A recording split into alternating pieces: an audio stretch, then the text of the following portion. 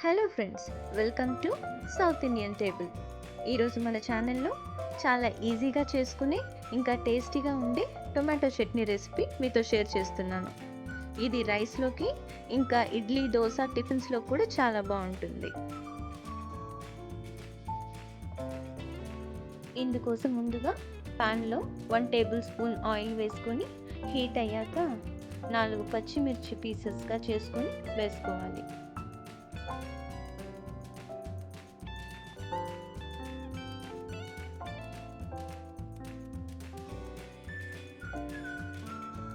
తర్వాత పచ్చిమిర్చి కొంచెం ఫ్రై అయ్యాక 2 టేబుల్ స్పూన్ల ధనియాలు,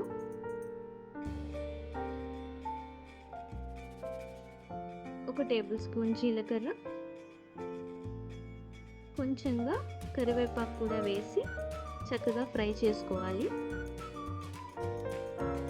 లైట్గా ఫ్రై చేస్తే సరిపోతుంది, మరి ఎక్కువగా ఫ్రై చేసామంటే చేదుగా అనిపిస్తుంది.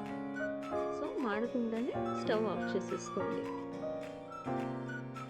ఇప్పుడు ఈ ఫ్రై చేసుకున్న దాన్ని పక్కన తీసి పెట్టుకొని చల్లారనిద్దాం. తర్వాత అదే పాన్లో ఇంకొంచెం 2 టేబుల్ స్పూన్స్ ఆయిల్ వేసుకోండి. పాన్ హీట్ అయ్యాక 5-6 టొమాటోస్ని పెద్ద పీసెస్గా కట్ చేసి వేసుకోండి.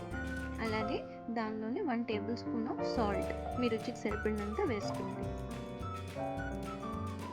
అలాగే కొంచెం పసుపు కూడా వేసుకొని చక్కగా మిక్స్ చేసుకొని లిడ్ క్లోజ్ చేసేసి టమాటో ముక్కల్ని మగ్గించుకోవాలి.